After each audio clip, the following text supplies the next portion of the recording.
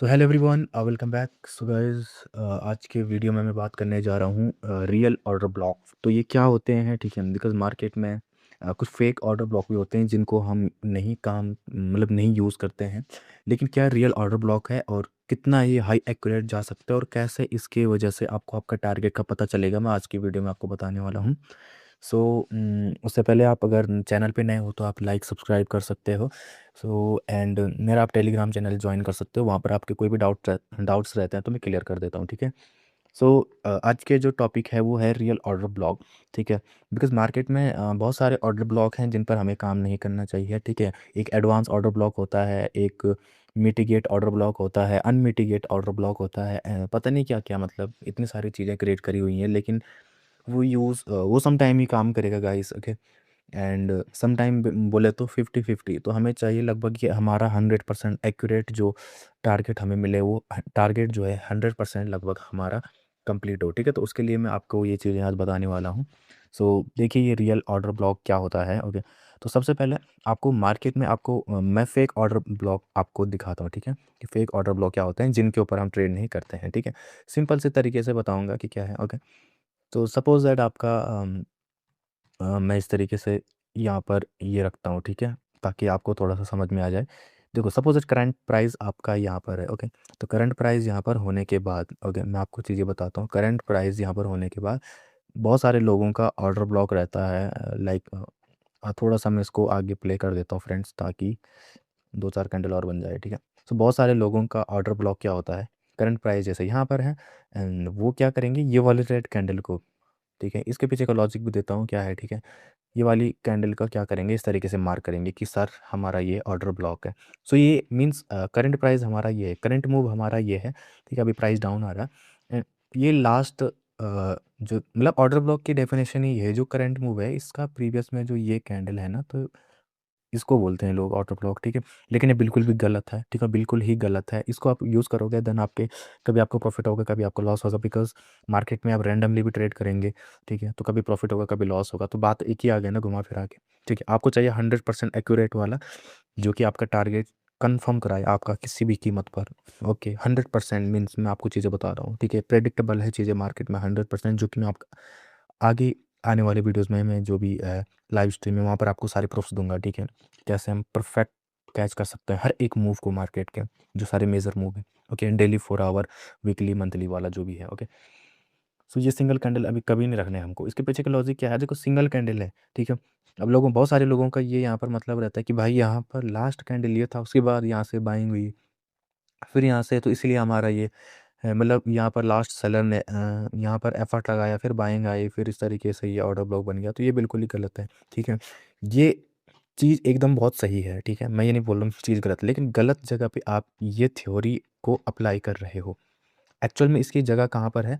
यहाँ पर। अब देखो, यहाँ पर क्यों है? पहले तो मैं आपको इसका बता देता हूँ कि क्यों, ठीक है? रीज़न दूँगा, लॉजिक वाली चीज़ें हैं, और मैं इसी तरीके से अपने टाइम फ्रेम, मतलब जो मार्केट है, एनालिसिस करता हूँ। सबसे पहले प्राइस यहाँ से यहाँ तक गया, क्लोजिंग प्राइस ने यहाँ पर करी, उसके बाद इसके ऊपर प्राइस बाइंग नहीं बना पाया, ठीक है? नहीं आगे इसको ये मूव कर पाया, बिकॉज़ प्राइस में क्या है, अम, बिकॉज़ रेड कैंडल आ गया, मीन्स है ना, सेलिंग स्ट्रांग हो गई, स्ट्रांग हो गया आपका सेलिंग। सो यहाँ से ही आपका यहाँ तक रेड कैंडल ने फिर से क्लोज़ मारा, ठीक है? तो ये आपका हो गया बाइंग यहाँ से, क्योंकि अब इसके नीचे ये लो नहीं बना पाया और उसके बाद फिर हो गया बाइंग इस तरीके से, ओके? तो यहाँ पर नेक्स्ट फिर क्लोज़ कर दिया, फिर रिवर्सल हो गया, ओके? अब चीज़ों को समझो, ठीक है? लास्ट टाइम देखो, करंट मूव अगर ये है हमारा, ओके? अब चीज़ें आप समझो थोड़ा-सा। करंट मूव सपोज़ दैट आपका ये है, ठीक है? तो प्रीवियस जो अपोज़िट मूव होगा, लास्ट अपोज़िट मूव जो होगा उसका मीन्स ओपनिंग जहाँ पर है, तो फर्स्ट आपका ये करंट मूव है, लास्ट जो प्रीवियस अपोज़िट मूव ये है, तो ग्रीन कैंडल यहाँ से पूरी सेलिंग कहाँ से आई? पूरी सेलिंग की ओपनिंग कहाँ से हुई? ना हम इस सिंगल कैंडल को मार्क करेंगे। पूरी जो सेलिंग कहाँ से हुई? इस पॉइंट से हुई। मतलब ग्रीन ने यहाँ पर क्लोज़ किया, तो तब जाके सेलिंग हुई ना? यही तो है ना? तो हम क्या करेंगे, सीधा ग्रीन कैंडल के क्लोज़ को मार्क करेंगे इस तरीके से, ओके? और नेक्स्ट टाइम जब प्राइस इसको ऐसा ब्रेकआउट करे, तब ये आ जाके आपका ऑर्डर ब्लॉक बनता है, ठीक है? बहुत सारे लोग इसको ब्रेकर ब्लॉक भी बोलते हैं, मतलब इसको तो ब्रेकर ब्लॉक नहीं बोलते हैं। इस तरीके से आगे, मतलब जो एक स्टेप इधर रहता है, ठीक है? ऑर्डर ब्लॉक के पीछे रहता है, वो सारे ब्रेकर ब्लॉक होते हैं। तो वो लेवल मैं आपको बता रहा हूँ, किसी काम के नहीं होते हैं। सबसे पहले जो ऑर्डर ब्लॉक आपका होता है वो यही होता है, ठीक है। ऑर्डर ब्लॉक कभी भी मार्क करना है गाइस तो सिर्फ इसको ही मार्क करो, ठीक है। क्योंकि अभी देखो, सपोज दैट यहाँ पर आता है प्राइस, यहाँ से कोई बाइंग, मतलब अगर यहाँ से कोई सेलिंग के लिए सेटअप बनाता है ना, ठीक है। सपोज दैट क्या होता है, मैं आपको चीज़ें बताता हूँ, ठीक है। यहाँ पे सपोज दैट प्राइस आता है और यहाँ से बाइंग ना दिखा के सेलिंग के लिए यहाँ तक दिखाता है, तो अगला टारगेट हम कहाँ रखेंगे बताओ। अगला टारगेट हम सीधा, क्योंकि अब ये कैंडल ने बहुत बड़ी लो यहाँ पर बना रखी है, ठीक है। इस वाले स्विंग का, क्योंकि प्राइस यहाँ से ऊपर आया, यहाँ से ऊपर गया, फिर यहाँ से नीचे आया, तो ये यहाँ से ये जो क्लोजिंग है, यहाँ से प्राइस यहाँ तक गया, फिर यहाँ पे स्टॉप लगा, फिर यहाँ आया, तो हमारा ये वाला लो बनता है इस तरीके से, जो ये लो है यहाँ पे।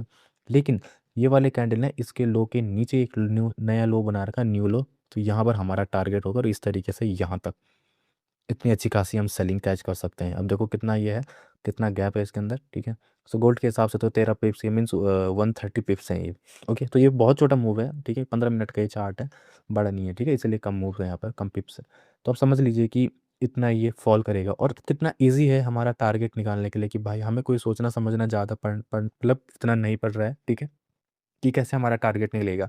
तो यही इसीलिए मतलब इन्हीं लेवल को ऐसे काम किया जाता है, और ये परफेक्ट आपका गारंटेड आपका टारगेट हिट होता ही होता है। मैं प्रूफ्स दूंगा आपको आगे, ठीक है, आने वाले टाइम में जो मैं वीडियो लाऊंगा, लाइव स्ट्रीम करूंगा, वहाँ पर आपको इन चीज़ों का प्रूफ दूंगा कि आपके टारगेट जो है ऐसे हिट होंगे। यही लेवल है, इन्हीं लेवल के बीच में मार्केट चलता है, इंटरनल टू एक्सटर्नल ही रन करते रहता है। और कैसे हम उन चीज़ों को समझ सकते हैं sorry, 1 step down time frame के द्वारा। ओके, तो ये हो गया फर्स्ट आपका, ठीक है। इस तरीके से बस इनको पहले तो आपने मार्क करना सीखना है। करंट प्राइस में बहुत सारे लोग कंफ्यूज होते हैं कि भाई मैं, बहुत सारे लोग मैंने ऐसे भी देखे हैं, ठीक है। यहाँ पर प्राइस सपोज एट यहाँ पर है, इसको भी ऑर्डर ब्लॉक बोलेंगे, देखो, ठीक है। अब इसमें कितनी कैंडल होगी वो मैटर नहीं करता, चाहे एक कैंडल हो या दो। सपोज एट यहाँ पर एक कैंडल भी होता है, ग्रीन के बाद रेड, रेड के बाद ग्रीन, तो वही कैंडल हमारा क्या होता है, क्लोजिंग पॉइंट जैसे ऑर्डर ब्लॉक होता। कैंडल कितने भी हो, चाहे ये 20 कैंडल हो इसमें बैक टू बैक, लेकिन ऑर्डर ब्लॉक हो तभी माना जाएगा जब उसको ऐसा ब्रेकआउट करेगा आगे फ्यूचर में इस तरीके से। ओके, तो कई लोग इसको भी ऑर्डर ब्लॉक बोलते हैं। सपोज करंट प्राइस यहीं पर है अभी, और फिर बोलेंगे कि ऑर्डर ब्लॉक पे जाएगा, फिर वहाँ से नीचे। अबे भाई ऐसे में तो कितने ऑर्डर ब्लॉक मार्केट में आपको दिखाई देंगे, है ना। ऐसे में तो 20 ऑर्डर ब्लॉक तो मैं यहीं पर पकड़ा दूंगा आपको। तो किस वाले पे आप ट्रेड करोगे, इसी में कन्फ्यूज हो जाओगे आप, ठीक है। तो ये है एक परफेक्ट, अगर देखो इस ऑर्डर ब्लॉक से निकला, ठीक है। सपोज दैट मैं आपको एक दूसरी थ्योरी भी देता हूँ जो कि मार्केट में चीज़ें होती हैं। Okay, suppose that friends, price यहाँ पर इतना ऊपर आ गया, फिर इस ऑर्डर ब्लॉक को टैप करने आया, सपोज दैट अभी यहाँ से बाइंग बननी है। ओके, यहाँ से क्या है, बाइंग बन गई है, तो क्या टारगेट होगा, थोड़ा मैनिपुलेशन होगा, उसके बाद टारगेट आपका ये हाई होगा यहाँ पर। पहले तो देखो कौन सा हाई, ये वाला हाई, बिकॉज प्राइस यहाँ से ऊपर गया, फिर यहाँ से नीचे आया, फिर यहाँ से ऊपर, तो ये वाला हाई आपका जो है फर्स्ट टारगेट होगा। ओके, एंड इस हाई पर आपको पता चलेगा कि नेक्स्ट क्या सेटअप बनेगा जो है आपका, ठीक है। तो आप समझ जाइए कि यहाँ से यहाँ तक इतना, फिर यहाँ से डाउन, फिर यहाँ से ये, इस तरीके से आपका टारगेट। तो ये टारगेट निकालने के लिए इंटरनल टू एक्सटर्नल लेवल जो होते हैं, जैसे स्विंग पॉइंट हो गया, ऑर्डर ब्लॉक हो गया, एफवीजी हो गया, तो ये तीन चीज़ें आपकी आपको समझना है पहले तो कि क्या होता है। परफेक्ट पॉइंट होना चाहिए आपके पास, ऐसा नहीं है कि ऑर्डर ब्लॉक कुछ भी आप ड्रॉ कर दे रहे हो, ऐसे में तो आप ही हमेशा मार खाएंगे ना दोस्त, ठीक है। तो मेरा मार बोलने का मतलब ये है, तो ऑर्डर ब्लॉक बहुत सारे लोग, जैसे कि मैंने बोला, इसको यूज़ करते हैं। भाई ये ऑर्डर ब्लॉक नहीं है, ये किसी काम का लेवल नहीं है, ठीक है। क्योंकि ऑलरेडी आपका यहाँ पर बन चुका है ये वाला स्विंग पॉइंट। देखो मैं एक और चीज़ आपको बताता हूँ, सपोज एट स्विंग पॉइंट है यहाँ पर, ठीक है। ये स्विंग पॉइंट है, प्राइस ने यहाँ पर एक स्विंग बनाया, नेक्स्ट टाइम यहाँ पर गया, अगर यहाँ से बाइंग बनता है बिना ऑर्डर ब्लॉक को टैप करे, सपोज एट ये नीचे नहीं आता है, ठीक है। चीज़ें देखो कितनी चीज़ें हो सकती है मार्केट में, हमें सारी चीज़ों के ऊपर नज़र रखनी है। सपोज दैट यहाँ से नीचे नहीं आता है और यहीं से एक बाइंग का सेटअप बन जाता है, तो अगला जो टारगेट होगा ना हमारा, ये नहीं होगा कि भाई यहाँ पर ऑर्डर ब्लॉक है, ब्रेकर ब्लॉक है, कुछ भी है, ये बिल्कुल नहीं होगा। अगला टारगेट हमारा होगा डायरेक्ट कितना, लेकिन चीज़ें क्या है, लेवल एग्जैक्ट ये वाला हाई देखो, ठीक है। क्योंकि इससे पहले देखो मार्केट में यही हाई है, यहाँ से अगर बाइंग बन रही है बिना इस ऑर्डर ब्लॉक को टैप करे, तो गाइस नेक्स्ट टारगेट जो है ना, जब यहाँ से रियल मूव स्टार्ट हो जाएगा, ठीक है। जब मतलब हम चेक करेंगे कि हमारा मूव कब स्टार्ट होगा, सारे टाइम फ्रेम हमारी साइड होंगे कि ठीक है, ठीक है, कि यहाँ पर अब हमें बाइंग करनी है या सेलिंग करनी है, तो फिर यहाँ से हमारा जो टारगेट है, टारगेट डिसाइड होगा डायरेक्टली। इसी लेवल करीब अराउंड से हमें कोई ट्रेड मिलेगा बाइंग का, ओके। और सीधा हमने क्या करना है, यहाँ पर हमारा इस तरीके से हो जाना है मामला, ठीक है? इस तरीके से हम 1:5 जो भी है मतलब 2:1 का भी आप रख सकते हो इस तरीके से, ठीक है? इतना एसएल रख के, क्योंकि एसएल को भी ऐसा नहीं है कि बिल्कुल यहीं पे चिपका देना है आपने एसएल, ठीक है? एसएल का थोड़ा टाइम लेना है, ठीक है? मतलब स्पेस देना है, गैप देना है। तो ये इस तरीके से यहाँ से आपका जो है बाइंग है गारंटेड यहाँ तक फिर जाएगा ही जाएगा। ओके, नहीं तो क्योंकि देखो, लेकिन जो ये लेवल एनालिसिस है ना, ये हाई टाइम फ्रेम में होते हैं, ना कि 15-5 मिनट में, ठीक है? ये होते हैं लगभग 1 घंटा 4 घंटा डेली वीकली मंथली, ठीक है? तो बस इन्हीं लेवल पे, अब 15 मिनट के लेवल पे हम कोई ये नहीं डिसाइड करेंगे कि भाई ये कहाँ तक जाएगा, क्योंकि बहुत सारी चीज़ें हो सकती हैं मार्केट में अपोजिट में भी। क्योंकि इन लेवल्स पे ना आपको देखने को मिलेगा कि मैनिपुलेशन ही होगा, तब जाके रियल मूव आपके आते हैं हाई टाइम फ्रेम में। ये सारे जो टाइम फ्रेम है ना ये वाले दोस्तों, ये है ओनली मैनिपुलेट करने के लिए, ठीक है? क्या है? मैनिपुलेशन करने के लिए। तभी यहाँ पर हाई लो टाइम फ्रेम वाले ये बस आरएसआई ये पटांग इंडिकेटर लगा देते हैं, फिर इनके ऊपर ट्रेड करते हैं। 4 ट्रेड इनके सही जाते हैं, 6 लॉस जाते हैं, ठीक है? ना रिस्क मैनेजमेंट ना कुछ, क्योंकि क्या रिस्क मैनेजमेंट रखेंगे, है ना? रिस्क मैनेजमेंट में सही से पता नहीं होता है कि किस तरीके से रखना है, ठीक है? अब वो रखते हैं कि 1:5 के हिसाब से रखते हैं कि चलो 1:5 मैं यहाँ पर रखूँगा, लेकिन ट्रेड जो लॉट है, अमाउंट है वो तो डिफरेंट रहता है कि नहीं है? अब आप 1:5 का लेके चलोगे कि मेरे को 1:5 कहीं पर आपको देखो, सपोज दैट यहाँ पर अभी आपको कितना पिप्स मिला, मैं रिस्क मैनेजमेंट के ऊपर थोड़ा सा बात करना चाहूँगा। तो सपोज दैट यहाँ पर, क्योंकि मेरे साथ ये चीज़ें हुई है, तो मैं आपको वो चीज़ें बताऊँगा कि आपको मतलब किस तरीके किन चीज़ों से आपको संभल के रहना है, ठीक है? 18 पिप सपोज दैट यहाँ पर है, ठीक है? नेक्स्ट ट्रेड आपको मिलता है, सपोज दैट ये वाला मतलब आपको लॉस हो जाता है, ठीक है? इससे पहले आपको एक ट्रेड मिला जिसमें मतलब ये 11 पिप होता है, लेकिन इसके साथ 10 का होता है क्योंकि ये गोल्ड है, ठीक है? तो 110 पिप सपोज दैट ये है, ठीक है? इसमें सपोज दैट आपका इतना बन गया, नेक्स्ट ट्रेड आपका बन गया कितना? सपोज दैट 11 पिप हमारे, मतलब ये वाला ट्रेड हमारा विन हो गया, मतलब डन हो गया, सॉरी, ठीक है? टारगेट चले गया 11 पिप्स का, नेक्स्ट ट्रेड हमारा बन गया 20 पिप का, हो गया? और अगला सॉरी ज़्यादा बन गया, सपोज दैट मान लो इस बात को इस तरीके से, ठीक है? और हमारा जो मतलब एसएल था लगभग 12-14 या इस तरीके से ही, इस तरीके का इतना अराउंड था, ठीक है? तो देखो उसमें एसएल भी कट गया हमारा, 14 पिप्स का हमारा वहाँ पर, मतलब 140 पिप का हमारा वहाँ पर लॉस हो गया, और जो कमाया वो चले गया। इस तरीके से भी चीज़ें होती हैं, है ना? तो इन चीज़ों पर ही मास्टर करना है, सारी चीज़ें एक एक पॉइंट देख के करना है मार्केट में, क्योंकि मार्केट में आप छोटी सी भी गलती करोगे ना तो वो आपके लिए ही मतलब बुरा प्रभाव पड़ेगा उस पर, उस आपके ऊपर। ओके, ताकि इसीलिए मैं बोल रहा हूँ कि सारी चीज़ों को तुम मतलब समझ के कैलकुलेट, रिस्क मैनेजमेंट को परफेक्ट करो, ढूंढो क्या गलती कर रहे हो बार बार, ठीक है? कितने बड़े मूव लेने चाहिए, कितने नहीं लेने चाहिए, कभी लॉट ज़्यादा उठा दिया, कभी लॉट कम उठा दिया, ठीक है? 6 ट्रेड में पैसा बना ले, लेकिन मतलब 8-9 ट्रेड में पैसा बना दे, एक ट्रेड ऐसा ले ले जिसमें सारा कैपिटल चले गया, ठीक है? उसमें लॉट इतना उठा दिया कि हाँ भाई मैनेज नहीं हो पा रही चीज़ें, ठीक है? डर लग रहा है, ठीक है? तो जब आपको ऐसा लगे कि भाई आपको डर लग रहा है तो छोड़ दो उसको, टाइम लगेगा चीज़ों को करने में, मैं ये नहीं बोलता हूँ, ठीक है? ये मेरे साथ बहुत बार हुई है चीज़ें, इसीलिए मैं, क्योंकि फॉरेक्स में की मैं अगर बात करूँ तो इस तरीके से होती है कि मैं एक्स्ट्रा ट्रेड ट्रेड कर रहा हूँ जैसे, है ना? लर्निंग पेज की मैं बात कर रहा हूँ, ठीक है? उस टाइम ये चीज़ें होती हैं, ठीक है? ट्रेड प्लेस कर रखा है, डर लग रहा है कि ये नीचे ना आ जाए, ऊपर ना चले जाए, तो यार इतना फ़ियर में, डर के माहौल में ट्रेड करना पड़ेगा तो बिल्कुल ही गलत है, ठीक है? आप ना करो कि रिस्क फ्री रहो कि चलो यार मैंने ले रखा है, ज़्यादा से ज़्यादा मेरा एसएल जाएगा, टारगेट जाएगा, ठीक है? इतना रो कि उसके बाद आप उसको अगले दिन भी देखो तो आप इतना डिप्रेशन में ना जाओ कि भाई यार यहाँ पर इतना लॉस, यहाँ पर मैंने क्यों इतना उठाया? डॉट हमेशा कम रखो, ओके? सो उम्मीद करता हूँ आप लोगों को ऑर्डर ब्लॉक समझ में आया होगा। तो यही ऑर्डर ब्लॉक रखना, ये मैं आपको जो अभी नॉलेज देने वाला हूँ आगे आने वाले टाइम में, तो यही आपको इसके बेस पर आप समझ पाओगे कि भाई अगला टारगेट कहाँ है, क्या है। इसी के उस पे आप कर पाओगे चीज़ों को एनालिसिस, ठीक है। तो मेजर चीज़ें मैं आपको बता सकता हूँ कि मैं मतलब आपको जो मेजर मूवमेंट है ना वो कैच करना आपको बिल्कुल सिखा दूंगा, गारंटेड है, ठीक है। लेकिन चीज़ों को थोड़ा समझना पड़ेगा, है ना। कुछ गलतियाँ होती हैं, ठीक है। ऐसा नहीं कि गलती मतलब सीख लिया तो बस हो गया। थोड़ा सा थोड़ा मोड़ा मतलब छोटी मोटी गलतियाँ होती है ट्रेडिंग में, हर किसी बंदे से ही होती है भाई, ठीक है। चाहे वो प्रोफेशनल हो, ठीक है। मैं प्रोफेशनल तो नहीं बोलता कि प्रॉपर जो बिल्कुल 10-15 साल से बंदा है वो गलती कर रहा है, शायद वो ना करे।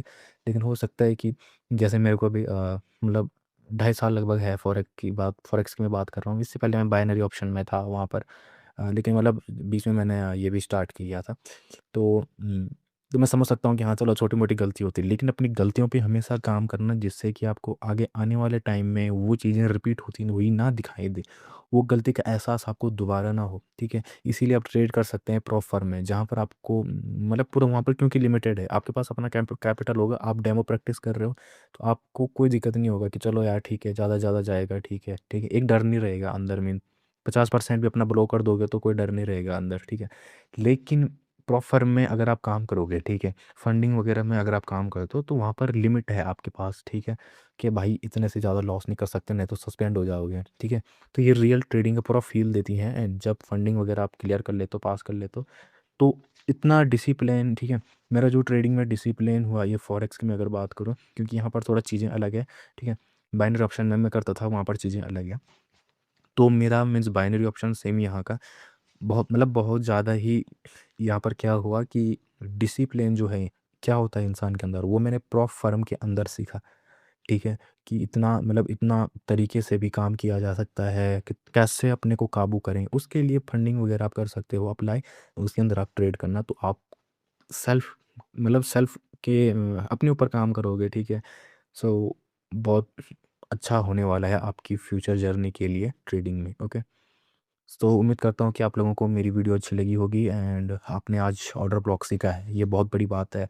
ये बहुत बड़ी मीन्स आपकी लाइफ में एक चीज़ है जो आपने आज सीखी है, ठीक है? क्योंकि सबसे पहले मैंने भी जब ऑर्डर ब्लॉक के देखा था ना, तो मैं भी कन्फ्यूज़ हो गया था क्योंकि मैं आज तक हमेशा फेक मतलब तब तक जब तक मैंने ये समझा नहीं था, हमेशा मैंने गलत ऑर्डर ब्लॉक पर ट्रेड किया है, ठीक है? लेकिन जब मैंने चीज़ें समझी, इनका लॉजिक समझा, इनके टारगेट कैसे निकलते हैं, ये चीज़ें समझी, तब जाके मुझे पता चला कि हाँ, ये चीज़ें एक्चुअल में वर्क नहीं करती हैं, प्रॉपर 100% एक्यूरेसी नहीं देती है।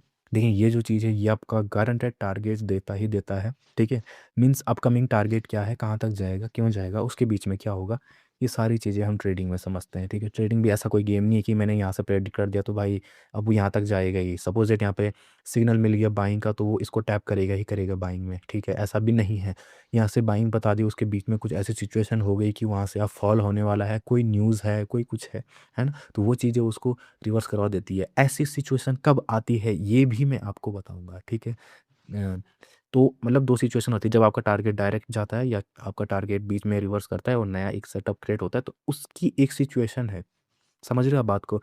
उसकी भी एक सिचुएशन है। रियल ट्रेड जब आपका बनेगा ना, तो वो आपको बता के बनेगा मार्केट में, सिग्नल मिलेगा आपको कि ये ट्रेड आपका कन्फर्म टारगेट होगा और ये ट्रेड बीच में रिवर्स होगा। इस चीज़ का भी आपको सिग्नल मिलता है। ओके? तो ये थी मेरी आज की मतलब आज की नॉलेज जो मैंने आपको दी है। उम्मीद करता हूँ आप लोगों को अच्छी लगी होगी और आप इस चीज़ को समझ पा रहे होंगे। सो ठीक है guys, thank you so much for watching and मिलते हैं एक नई वीडियो के साथ एंड कल मार्केट ओपन हो रहा है तो मैं वहाँ पर लाइव स्ट्रीम कर सकता हूँ एंड तो आप ज़रूर जॉइन कर लेना ताकि मैं आपको चीज़ें दिखा सकूँ। Okay? Thank you so much.